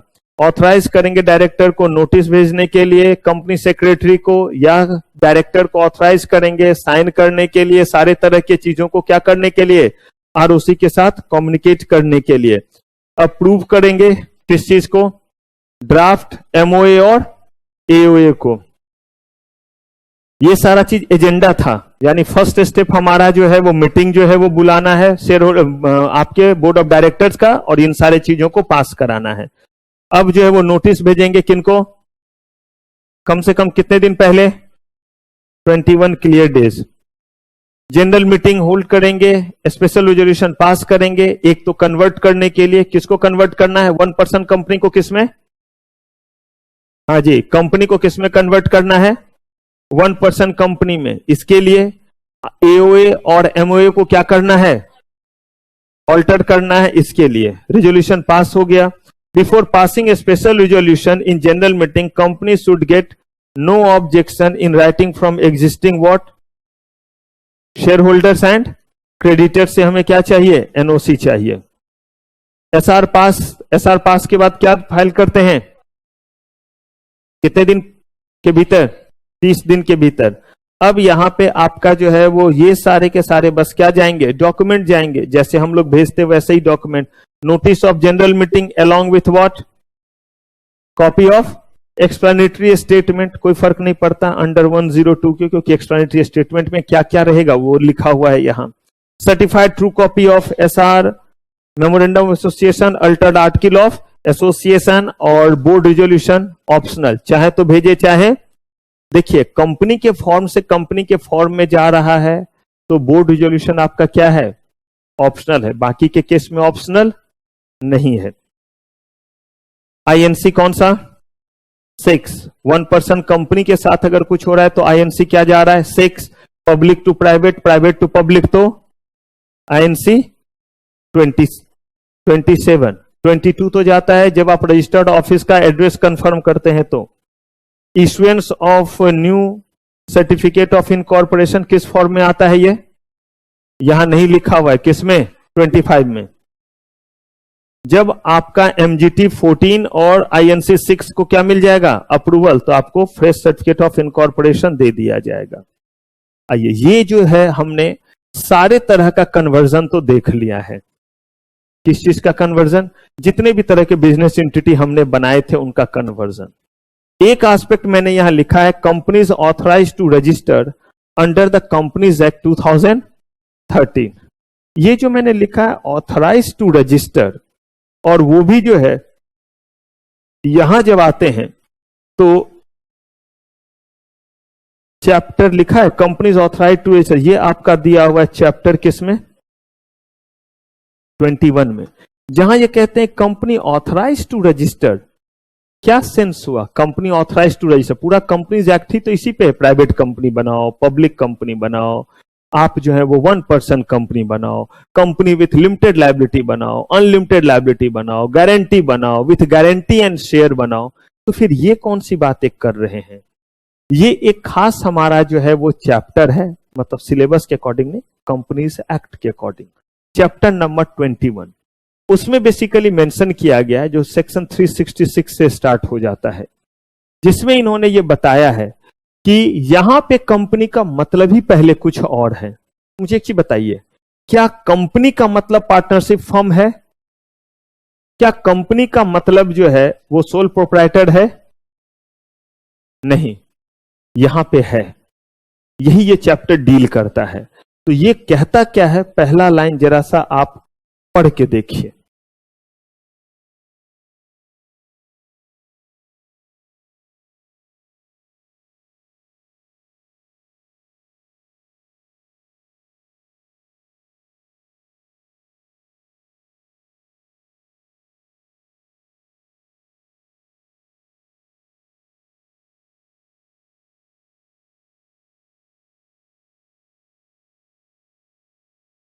देखिए, यही आपका चैप्टर 21 है। बेयर एक्ट ही मैंने आपके लिए निकाला है ताकि आप इसको देख सके कि कैसे ये बात लिखी हुई है। तो इस चैप्टर 21 में जो लिखा हुआ है पार्ट 1, जिसकी बात हम लोग कर रहे हैं, companies authorise to register under this act, यानी कौन सा एक्ट है ये? Companies act 2013। और जो आप पढ़ रहे हैं वो कुछ और नहीं बल्कि वो सेक्शन ही है। बस मैंने सेक्शन करके मारा नहीं है वहां पे ताकि आपको चोट ना लगे, नहीं तो और दिक्कत होने लगता है अगर ज्यादा सेक्शन लिख देते। यहीं पे कह रहा है कि company capable of being registered. इसका मतलब इससे पहले जो बात किया है यहां पे सेक्शन 3, 4 सब में तो बात किया है कि कंपनी को प्राइवेट कंपनी में इनकॉर्पोरेट करेंगे, पब्लिक कंपनी में करेंगे। ये कौन सा फिर अलग जो है वो बना दिया 366। तो यहां पे ये कह रहे हैं कि यहां कंपनी वर्ड का मतलब क्या हो गया, तो इन्होंने कहा इंक्लूड। बाकी चीज तो है ही, इंक्लूड्स व्हाट? अगर पार्टनरशिप कंपनी है तो फिर पार्टनरशिप क्या है? सोचते रहिए। एलएलपी अगर कंपनी है तो फिर एलएलपी क्या है?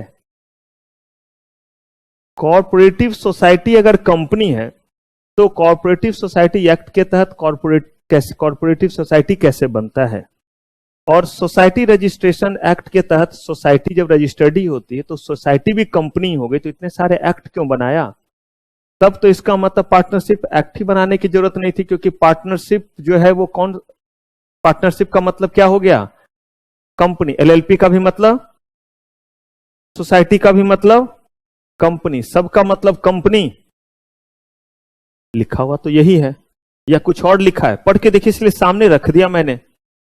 कह रहे हैं कि for the purpose of this part, और दिस पार्ट का मतलब है कि चैप्टर 11 पार्ट 1। और ये कह रहे हैं कि यहां जो है ये सारे चीज भी क्या कहलाते हैं? कंपनी कहलाते हैं। तो कंपनी कहलाते हैं तो इससे क्या करें हम? तो कहा कि इससे आप कुछ करें नहीं, इससे अगले वाले लाइन पे आए तो खुद आपको जवाब मिलने लगेगा। और वो ये है कि अगर हमें कंपनी बनाना था तो हम प्राइवेट कंपनी या पब्लिक कंपनी बनाएंगे, लिखा हुआ है 1 पर्सन कंपनी कैसे बनाएंगे। बट अगर हमने अपने आप को कन्वर्ट करना सोचा, और कन्वर्ट करना किससे सोचा? अगर हमने कन्वर्ट करना सोचा पार्टनरशिप से, नहीं बताया अभी मैंने आपको क्यों? क्योंकि अभी हम सिर्फ और सिर्फ कॉर्पोरेट एंटिटीज को क्या कर रहे थे? कन्वर्ट। सिर्फ एक ही हमने लिया, वो कौन सा लिया? एलएलपी। बाकी तो हमने इनमें से किसी चीज को नहीं उठाया। तो इन्होंने बोला कि इन चीजों को भी अगर हम चाहें तो सेक्शन 366 चैप्टर जो है वो 21 हमें इजाजत देता है कंपनीज एक्ट का कि अगर पार्टनरशिप फर्म को अगर हम कंपनी में कन्वर्ट करना चाहें तो वी कैन डू दैट। और ऐसा आप सुनते भी होंगे कि अभी पार्टनरशिप बनाते हैं, बाद में इसको क्या कर देंगे? कंपनी में कन्वर्ट कर देंगे। सोसाइटी को किस में कन्वर्ट कर दिया? कंपनी में। तो अब जिनका भी conversion private to public, public to private, ये सब जो हमने पढ़ा वो अपने बाकी के अकॉर्डिंग पढ़ा। लेकिन अगर हम पार्टनरशिप फर्म, सोसाइटी, इनको अगर कन्वर्ट करना चाहे तो क्या कर सकते हैं? हम कन्वर्ट कर सकते हैं। इवन एलएलपी को भी अगर करना चाहें तो भी हम कन्वर्ट कर सकते इसके अकॉर्डिंग, और हमने इसी के अकॉर्डिंग किया। बस अंतर इतना ही था कि वहां पे ये वर्ड यूज नहीं किया, बाकी सब जो है वो already in the form of corporate थे। एलएलपी एक अलग एक्ट से आया था। तो कोई भी ऐसा बॉडी जो इस एक्ट के तहत नहीं बना हुआ है, उसको अगर हम जो है वो कंपनी में रखते हैं तो वो आता है इस 366 में। यानी company is eligible or liable to be registered under Companies Act। लेकिन उसके लिए सबसे पहला चीज है कि वो इस एक्ट के दायरे में नहीं आता हो। इस एक्ट के दायरे में नहीं आता हो का मतलब क्या हुआ? एलएलपी क्या कंपनीज एक्ट है? पार्टनरशिप क्या पार्टनरशिप एक्ट में आता है? सोसाइटी क्या ये कंपनीज एक्ट में आता है? कहा नहीं। तो देखिए यहां क्या क्या है। Other business entity formed under any other law, ये मेन चीज है कि ये किसी और लॉ में क्या होता है? फॉर्म होता है। जितने भी चीज हैं for the timing in force applied for registration under this part.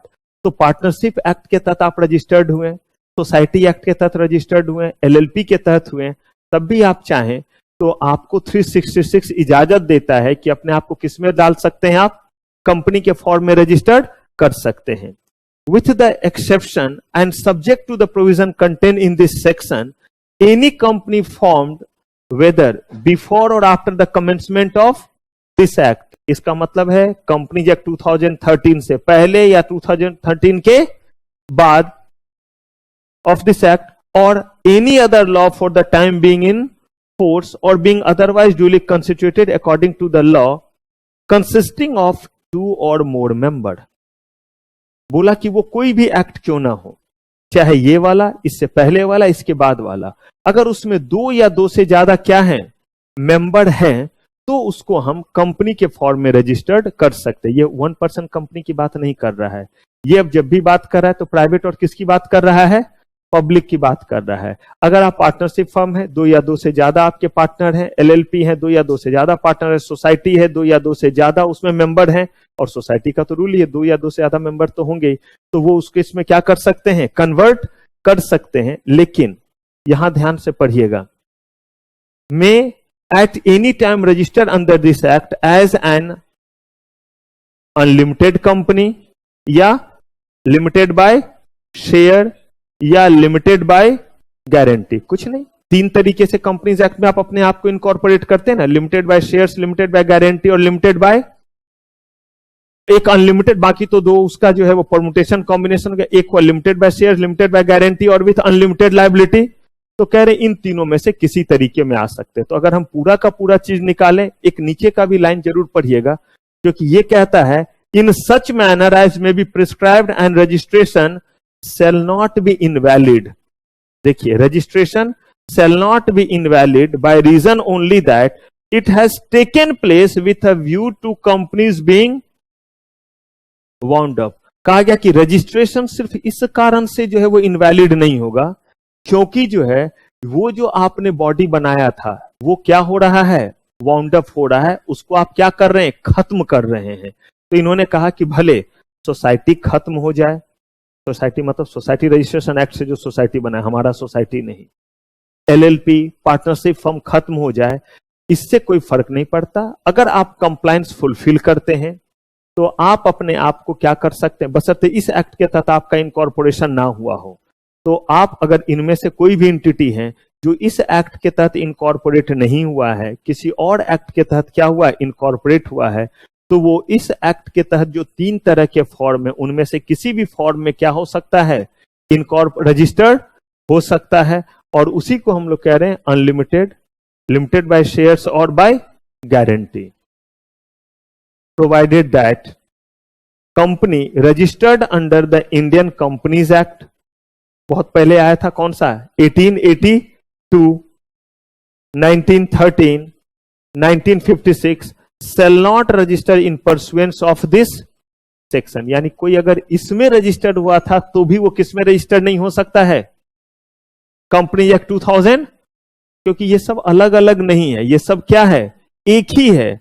लेकिन अगर कोई इसके अलावा जो है वो किसी और में रजिस्टर्ड हुआ है, जिसको पार्टनरशिप एक्ट बोल रहे हैं, जिसको हम एलएलपी बोल रहे हैं, जिसको हम बोल रहे हैं सोसाइटी, तो वो जो है वो इसमें क्या हो सकता है? रजिस्टर्ड हो सकता है।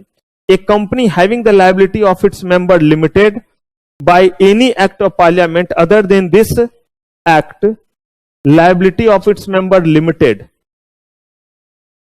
किस एक्ट के तहत? by any other act of other than this act, मतलब कि कंपनी एक्ट के अलावा भी अगर कोई एक्ट है जिस एक्ट के तहत उस पर्सन की लायबिलिटी, वहां के मेंबर की लायबिलिटी को क्या रखा गया है? लिमिटेड रखा गया है। ऐसे केस में कह रहे हैं shall not registered in pursuance of this section as what? Unlimited company or what? Company limited by guarantee। आप कह रहे हैं कि दूसरे एक्ट में अगर आप इनकॉर्पोरेटेड थे तो आप चाहते हैं ना कि आपको हम क्या कर लें? रजिस्टर कर लें। लेकिन अगर जिस एक्ट में आप थे उस एक्ट ने वहां के मेंबर की लायबिलिटी क्या रखी हुई है? लिमिटेड रखी हुई है, तो हम उसे यहां पे अनलिमिटेड नहीं कर सकते। लेकिन कंडीशन है, अगर वो मेंबर अपना कंसेंट दे दे तो बिल्कुल कर सकते हैं। अगर मेंबर कंसेंट ना दे तो जिन्होंने अपनी लायबिलिटी लिमिटेड रखी थी, भला हम उनकी लायबिलिटी जो है वो कैसे क्या कर सकते हैं?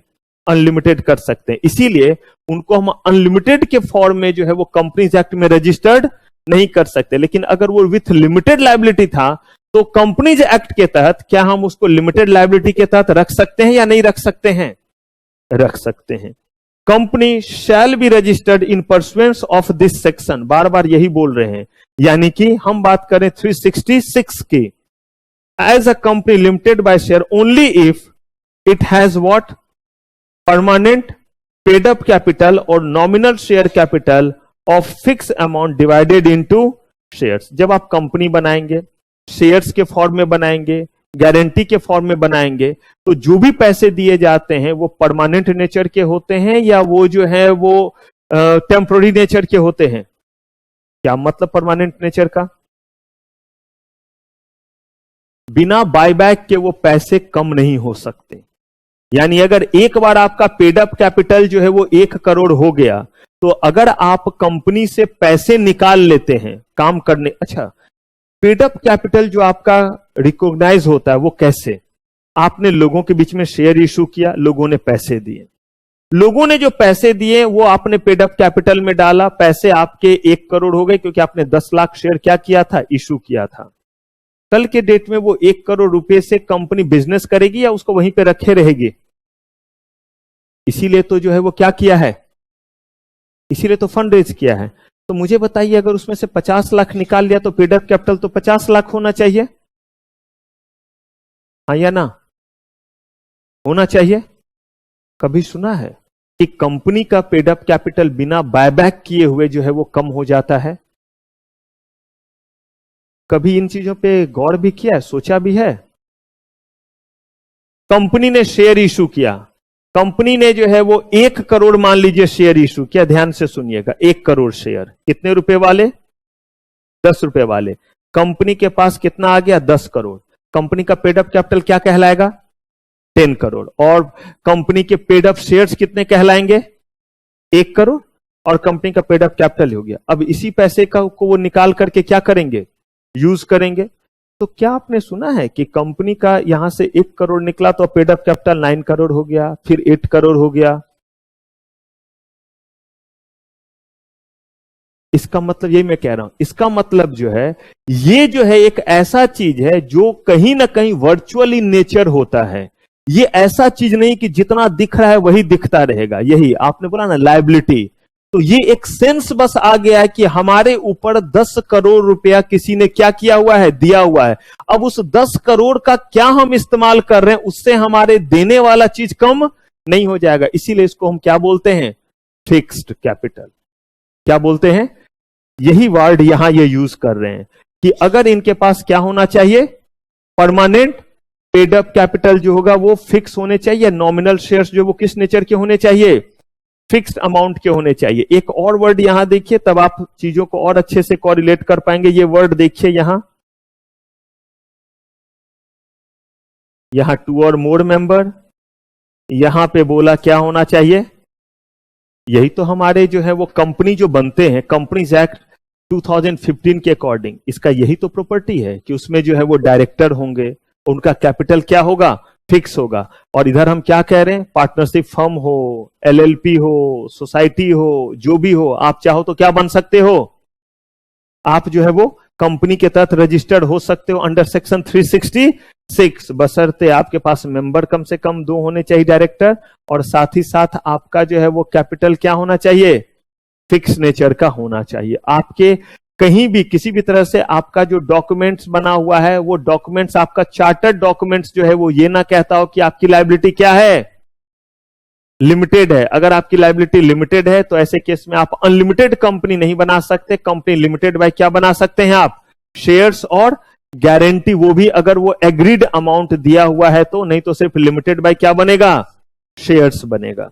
ए company shall not registered in pursuance of this section without what, किससे कंसेंट लेंगे, मेजॉरिटी ऑफ इट्स मेंबर, या फिर उनके बदले में जो उनके क्या आए हुए हो, प्रॉक्सी आए हो। तो देखिए अभी तक जो हमने देखा वो ये देखा कि बन सकते हैं अगर उसमें 2 डायरेक्टर और उनका कैपिटल क्या होगा, और उनका जो है वो लायबिलिटी क्या होना चाहिए, लिमिटेड अगर है तो अनलिमिटेड वाला नहीं बन सकते हैं। लेकिन ये सब होने के बावजूद सिर्फ और सिर्फ तब जब उनके मेंबर क्या दे देते हैं, कंसेंट दे देते हैं।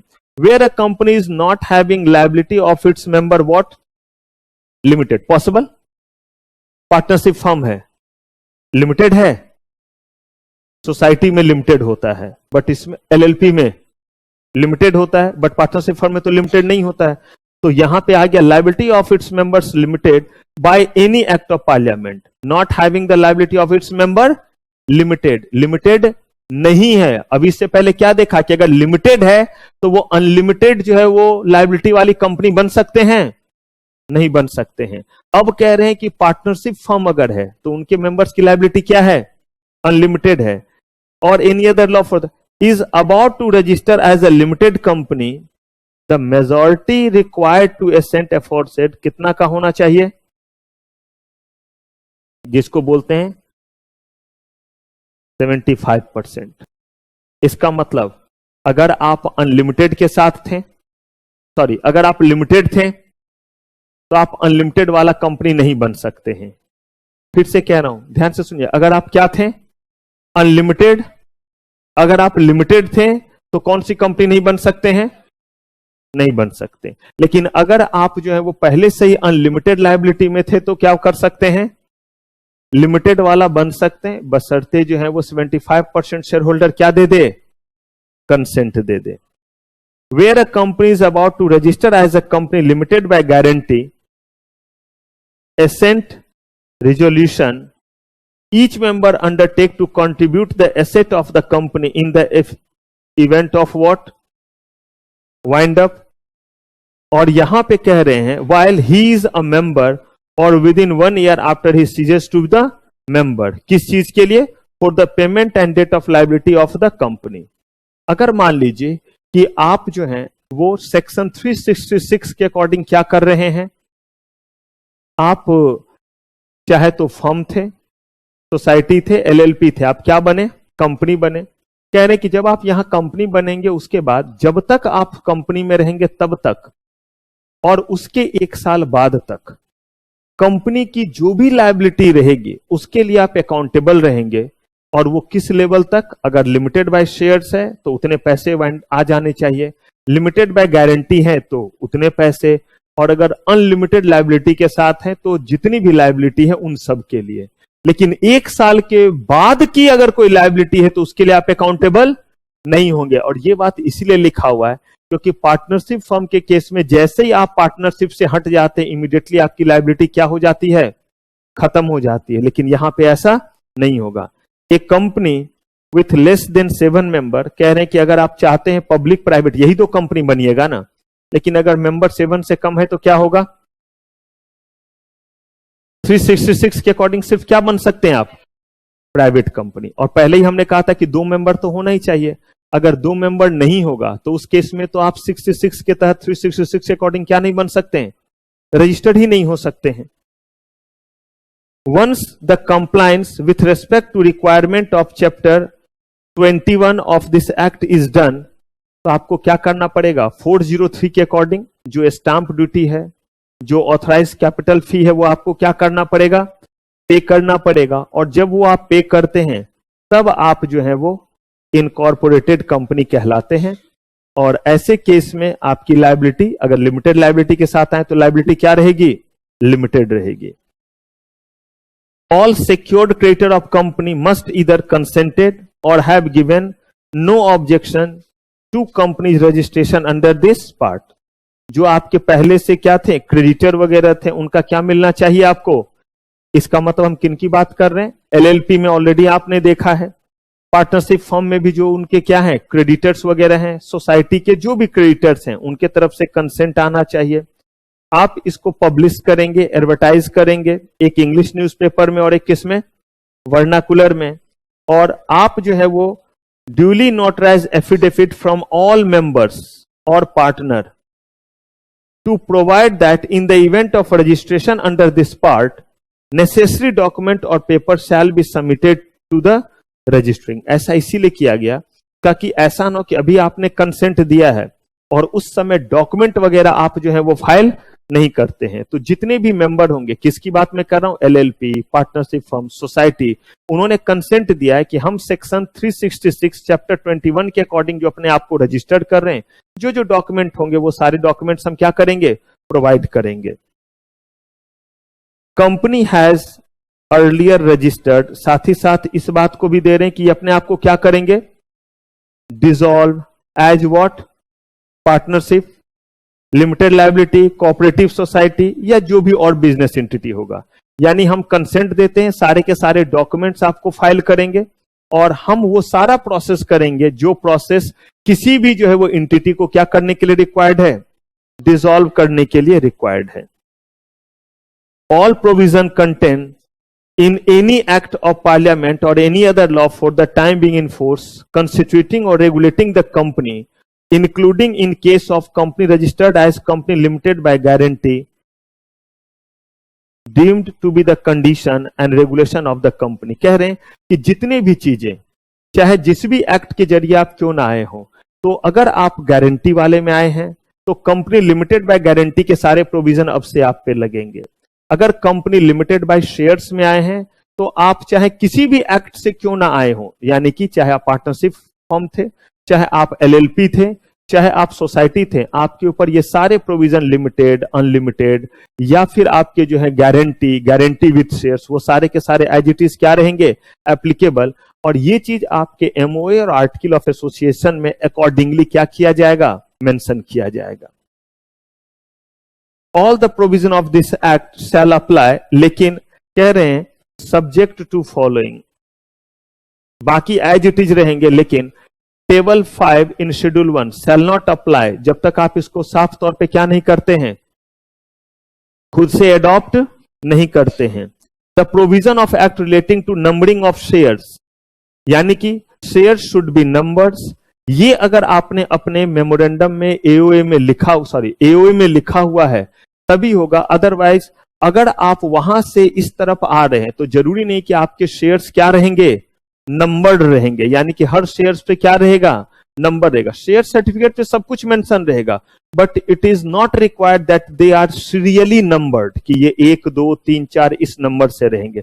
It can B numbered in any manner, बस उसमें एक यूनिक क्या होना चाहिए, नंबर होना चाहिए। लेकिन नॉर्मली जो कंपनी के शेयर इश्यू किए जाते हैं दे आर सीरियली नंबर्ड, ताकि हमें पता रहे कि कंपनी ने अब तक कितने शेयर्स क्या कर दिए हैं, इशू किए हुए हैं।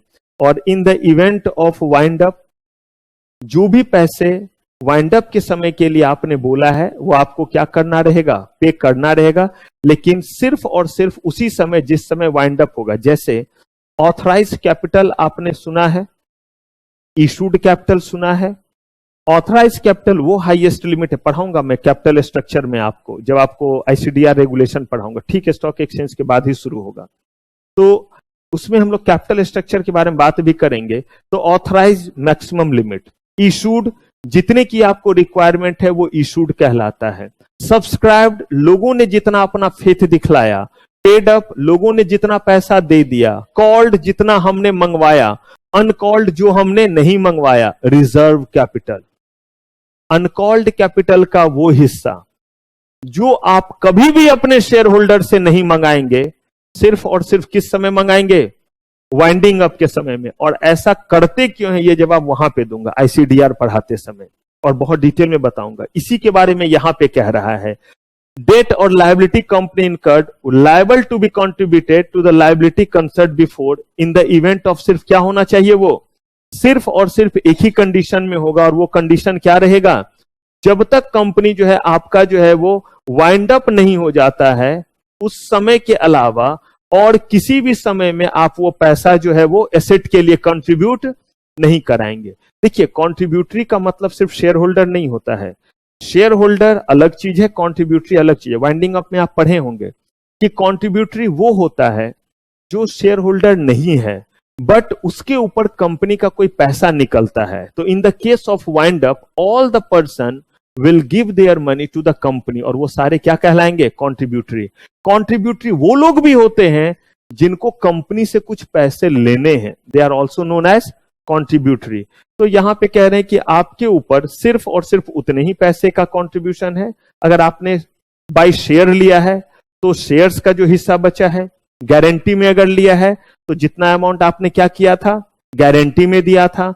और अगर कोई पैसा आपने जो है वो रिजर्व कैपिटल के रूप में आपको शेयर्स मिला था, जिसमें जो है वो रिजर्व कैपिटल का क्लॉज था, तो वो पैसा सिर्फ और सिर्फ आपको कब देना है?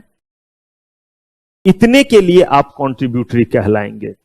और कब आएगा? वाइंडिंग अप के समय में। वो इफेक्ट ऑफ रजिस्ट्रेशन, यानी कि वही चीज, सारे के सारे लॉ किस तरह के लगेंगे? जैसे कंपनीज एक्ट के प्रोविजन बाकी कंपनी पे लगता है, वैसे ही आपके ऊपर जो है वो सारे प्रोविजन क्या होंगे? एप्लीकेबल होंगे। अब एक बार जरा इतने सारे चीज के बीच में सिर्फ यहां पे आप दोबारा पहुंचेंगे और हमने जो इसको डिस्कस किया उसका क्या पर्पस है और ये कहता क्या है, क्योंकि सब कुछ से घूम करके आ गए। जरा सा इसको कंक्लूड कर लेते हैं, एक पेज में कैसे हमारे दिमाग में आ जाएगा। कहा गया कि हमारे पास ऑप्शन है कि अगर हमने कंपनीज एक्ट, एकदम ध्यान से सुनिएगा, अगर हमने कंपनीज एक्ट के अकॉर्डिंग कोई भी एंटिटी बनाई तो कंपनीज एक्ट के अकॉर्डिंग दूसरे एंटिटीज में हम उसको कन्वर्ट कर सकते हैं, और वो हमने पढ़ लिया कन्वर्जन में। कह रहे हैं कि अगर कोई एंटिटीज कंपनीज एक्ट के बाहर बना है तो कहा कि अगर कंपनीज एक्ट के बाहर बना है तो वो भी जो है वो आपका क्या हो सकता है? वो भी जो है वो रजिस्टर्ड हो सकता है। किस फॉर्म में? यही जो वर्ड रजिस्टर्ड बोलते हैं, यही वर्ड कन्वर्जन ही है, लेकिन वर्ड क्या यूज किया जा रहा है? और अगर यहां पे रजिस्टर यूज नहीं करके इनकॉर्पोरेट यूज करते तो इसका मतलब है कि कंपनीज एक्ट के तहत इनकॉर्पोरेट हुआ है, पहली बार बना है, लेकिन वर्ड यूज कर रहे हैं कंपनीज एक्ट के तहत क्या कर सकते हैं? रजिस्टर कर सकते हैं। इसका मतलब है था कुछ और अब किस में ला रहे हैं हम? कंपनीज एक्ट में। इसी को जब हमने एलएलपी को कन्वर्ट किया था कंपनीज में, तो आपको कुछ पता भी नहीं चला कि हम लोगों ने चैप्टर 21 का सारा कंप्लायंस कर दिया था, सेक्शन 366 का सारा कंप्लायंस कर दिया था। और यही सारा कंप्लायंस तो था कि वो सारे के सारे लायबिलिटी, वो सारे चीज आपको फुलफिल करने पड़ेंगे, परमिशन लेने पड़ेंगे, क्रेडिटर का परमिशन लेना पड़ेगा, शेयर होल्डर्स का, आपके जो स्टेक होल्डर हैं, लिया या नहीं लिया हमने, तभी तो एलएलपी को किसमें कन्वर्ट किया था। तो यहां कह रहे हैं कि अगर कोई एंटिटी इस एक्ट के अकॉर्डिंग इनकॉर्पोरेटेड नहीं है और किसी भी पार्लियामेंट से कोई भी एक्ट अगर बना है उसमें वो रजिस्टर्ड है, तो भी वो अपने आप को रजिस्टर कंपनीज एक्ट में कर सकता है। अगर अनलिमिटेड के साथ, लायबिलिटी के साथ है, तो वो लिमिटेड में आ सकता है। अपने जो है वो मेंबर्स का 75% का कंसेंट चाहिए। पहले से लिमिटेड में है तो अनलिमिटेड में नहीं आ सकता है। और अगर उन्होंने अपने आप को एक बार कन्वर्ट कर लिया तो उस केस में उनके ऊपर वो सारे प्रोविजन एप्लीकेबल होंगे जो कंपनीज एक्ट में लगते हैं। अनलिमिटेड में आया, अनलिमिटेड वाले लगेंगे। अगर वो गारंटी में आया तो गारंटी वाले लगेंगे। शेयर्स में आया तो जो शेयर्स वाले हैं वो लगेंगे। उनकी लायबिलिटी वाइंडिंग अप के समय जो है वो बनी हुई रहेगी, उतनी की ही जितने शेयर्स पे पैसे बचे हुए, जितना गारंटी का अमाउंट देना बचा हुआ है। अनलिमिटेड में है तब तो सारी लायबिलिटी ही उनके ऊपर आएगी। अगर रिजर्व कैपिटल का कोई क्लॉज है तो उनसे कोई पैसे तब तक नहीं लिए जाएंगे जब तक कंपनी किस पोजीशन में नहीं आ जाती है? वाइंडिंग अप में नहीं आ जाती। यही बस इसका क्या है? क्रक्स है। क्लियर है ये चीज? तो ये सारा चीज हमने पढ़ लिया कन्वर्जन को लेकर के। तो अब फिलहाल कन्वर्जन वाला सारा चीज हमारा, कन्वर्जन वाला सारा कुछ हमारा खत्म, और ये चैप्टर भी हमारे क्या हो गए? खत्म हो गया। चलिए, तो अब इसके बाद हम लोग जो है वो अगला हमला करेंगे नए चीज पे। तो फिलहाल आज की जो है सारी सेवा समाप्त। थैंक यू वेरी मच, आपका बहुत बहुत धन्यवाद।